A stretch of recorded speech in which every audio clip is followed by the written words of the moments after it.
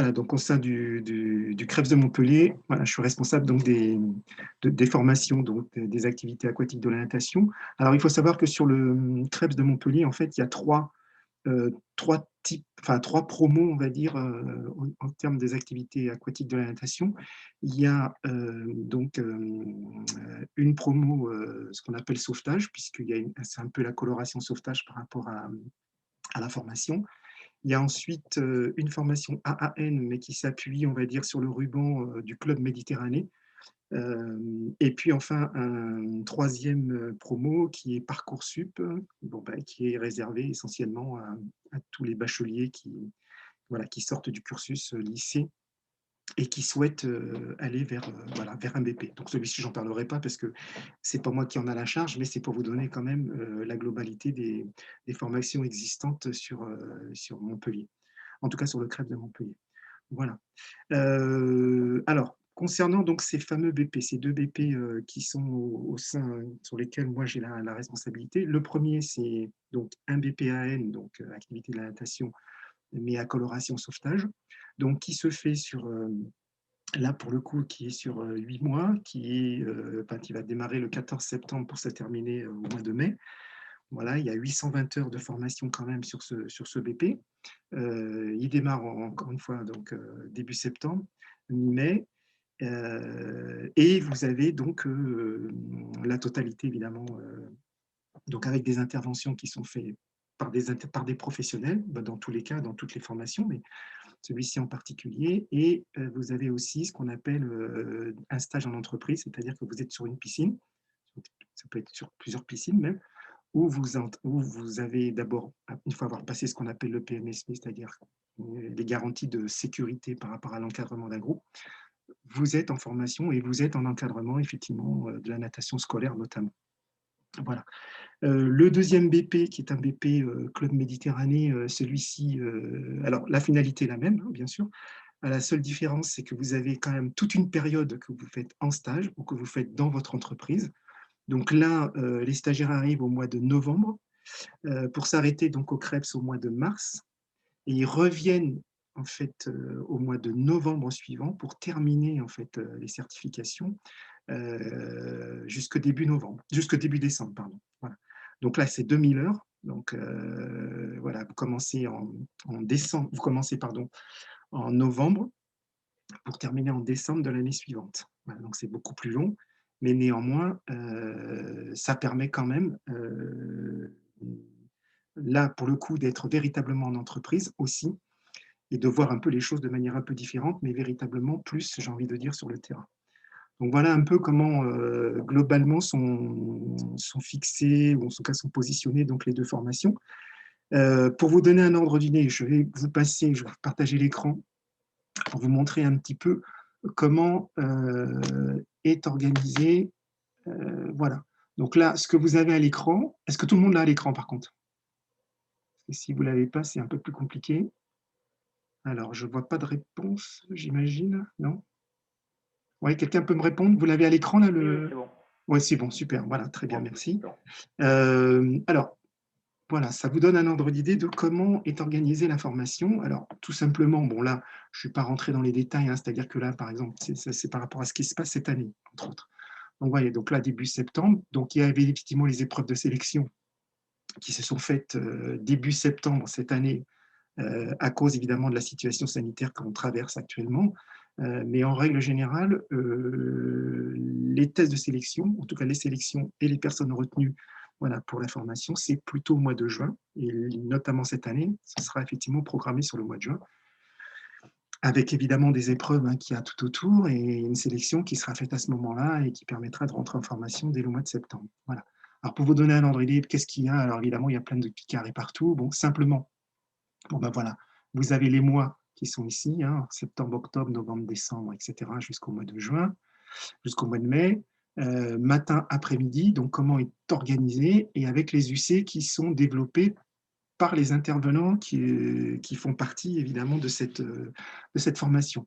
Donc, c'est réparti de cette manière. Ce qu'on demande aux stagiaires de toute façon, c'est qu'on nous oblige à avoir une piscine de référence sur laquelle il va effectivement avoir ce qu'on appelle toute la formation, tout ce qui concernera l'encadrement scolaire notamment. On demande aussi aux stagiaires de se rapprocher aussi d'une association sportive et éventuellement associations sportives et associations qui font par exemple de l'aquagym ou de l'aquabike également, parce que ce sont des activités qui feront partie de toute façon du panel du BP et qui sont nécessaires aussi également, et qu'on va retrouver, que vous allez retrouver de toute façon dans le milieu professionnel qui va être le vôtre plus tard. Donc c'est pour cette raison que sur la formation, c'est d'une part encadrement scolaire, encadrement dans le cadre d'une association sportive, et aussi parce qu'on vous demande aussi de faire une animation, de créer une animation, et que cette animation, elle va s'appuyer évidemment sur l'organisation générale de l'équipement ou de l'association sportive. Voilà. Ça, c'est un premier point. Donc là, ce que vous voyez quand on parle CT, ben, c'est en collectivité territoriale, en association le mercredi après-midi ou en soirée. Et puis après, évidemment, bah, ce sont les thèmes l'UC1, l'UC2, l'UC3, l'UC4. Alors, je reviendrai dessus tout à l'heure, voilà, pour vous donner un petit peu la répartition qui est la nôtre, par exemple, sur ce type de ruban pédagogique. Sachant que, en ce qui vous concerne, si vous êtes évidemment sur le BP à coloration sauvetage, eh bien, en octobre, vous êtes en stage. Vous êtes en vacances, entre guillemets, si je puis dire, au mois de décembre, là, c'est-à-dire en fin d'année. Par contre, tout ce qui va concerner l'hiver, février, et le printemps en avril, vous êtes en formation, systématiquement. Là, ce que vous voyez en rouge, c'était le positionnement, évidemment, préalable des différentes certifications, sachant que vous avez du rattrapage, hein, puisque maintenant, on a ce qu'on appelle une certification initiale, mais on a la possibilité d'avoir un rattrapage derrière. Donc voilà, donc c'était un peu le positionnement. C'est simplement pour vous donner une vue générale de ce que pourrait être le ruban pédagogique, ce qu'est le ruban pédagogique, évidemment, de ces promos. On avait programmé au départ, évidemment, un stage à Osgore, qu'on reprogrammera très probablement la saison prochaine, mais ça, c'est sous réserve, évidemment, et sous réserve d'un tas de choses, mais bon. Et notamment de cette situation sanitaire, si au demeurant, elle devait perdurer. Voilà. Donc ça, c'est le fameux ruban. Donc je vais revenir en arrière, je vais le couper. Ce que je vais vous présenter maintenant, c'est rapidement aussi ce qu'est les attendus du diplôme, et voilà, de façon aussi à ce que, pour vous, voilà. Alors, je ne sais pas si... prévenez-moi, j'espère que vous l'avez à l'écran. Voilà. Ouais, bon. Alors, très rapidement aussi, mais en même temps, ça permet aussi de bien fixer les choses. Alors, qu'est-ce qu'on vous demande? Bon, d'abord, évidemment, le titulaire d'un BPGEPS, bon, on est considéré comme un éducateur sportif. Ce qu'on va regarder, c'est quelles sont les entreprises, voilà, les structures employeuses qui sont celles, évidemment, de ces BP ou de ces maîtres nageurs. Donc, vous avez le secteur marchand, mais ça, le secteur marchand, il est relativement important. Hein. On dit les centres aquatiques, mais ça peut être aussi les campings, parce que sur les campings, on sait que... Alors, certes, ce n'est pas forcément du travail permanent, mais en tout état de cause, entre le mois d'avril, voire même parfois plus tôt, jusqu'au mois d'octobre, effectivement, ça peut être aussi des structures qui peuvent employer, comme ça peut être aussi des structures comme les centres aquatiques qui peuvent employer sur l'ensemble de l'année. Après, vous avez les collectivités territoriales, et ça, logiquement, les piscines qui appartiennent évidemment aux communes, qui peuvent être ouvertes aussi, et puis, bien évidemment, le secteur associatif. Alors, dans son ensemble, hein, c'est les clubs sportifs, mais pas que. Hein, c'est aussi quelque chose qui peut être relativement important, que vous allez trouver. Alors, le champ des interventions du BP, voilà, donc on vous demande quand même une intervention en autonomie auprès de tous les publics, donc ça veut dire qu'il y a une capacité aussi d'adaptation qui vous est demandée, donc quelles que soient les activités, puisqu'on est sur des activités aquatiques de la natation, donc avec tout ce que ça comporte, entre l'aquagym, l'aquafitness, les bébés nageurs, les seniors, etc., le 4 nage et évidemment donc le secteur sportif, comme on a pu le voir.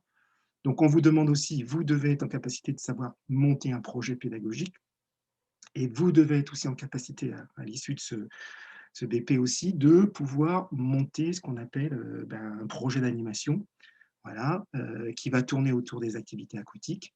Et ça, évidemment, c'est du champ d'intervention d'un BP. Voilà.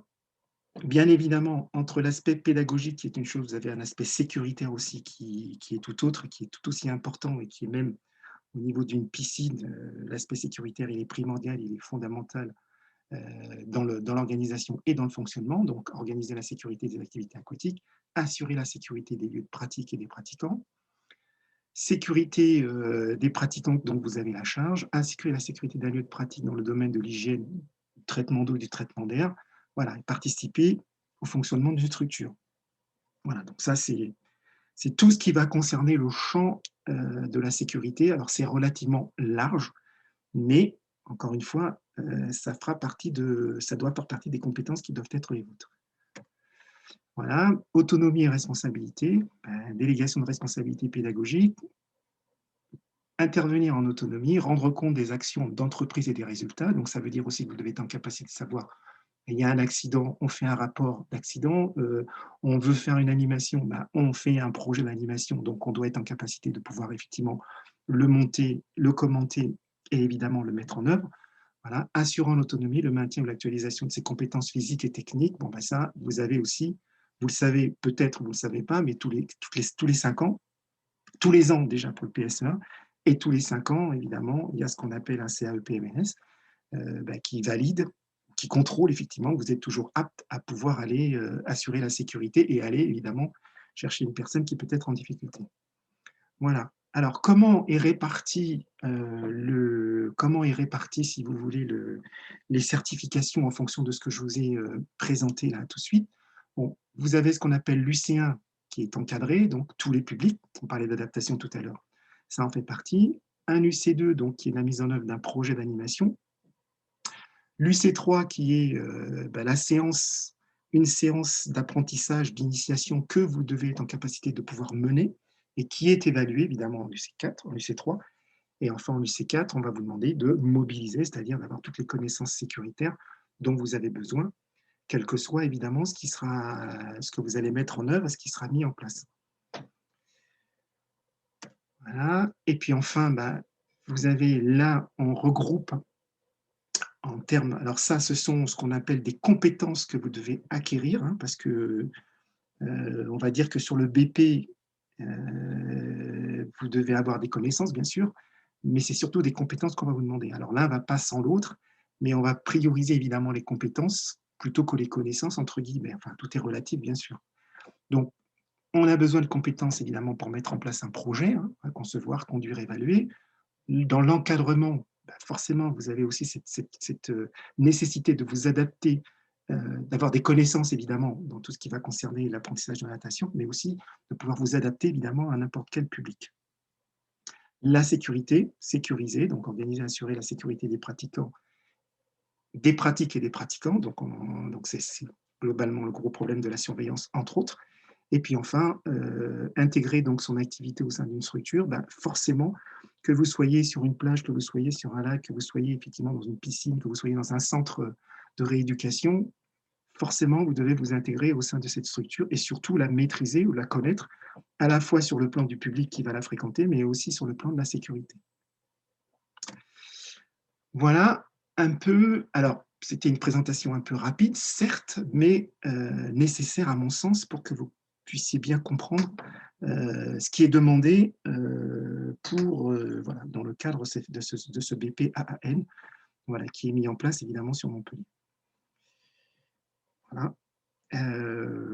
Alors maintenant, je vais vous laisser, si vous avez des questions, c'est le moment parce qu'on va faire «l'échange» entre guillemets. Là, j'ai un peu, voilà, je vous ai présenté un peu les choses un peu sommairement et globalement, mais maintenant, voilà, si vous avez des questions particulières, n'hésitez pas.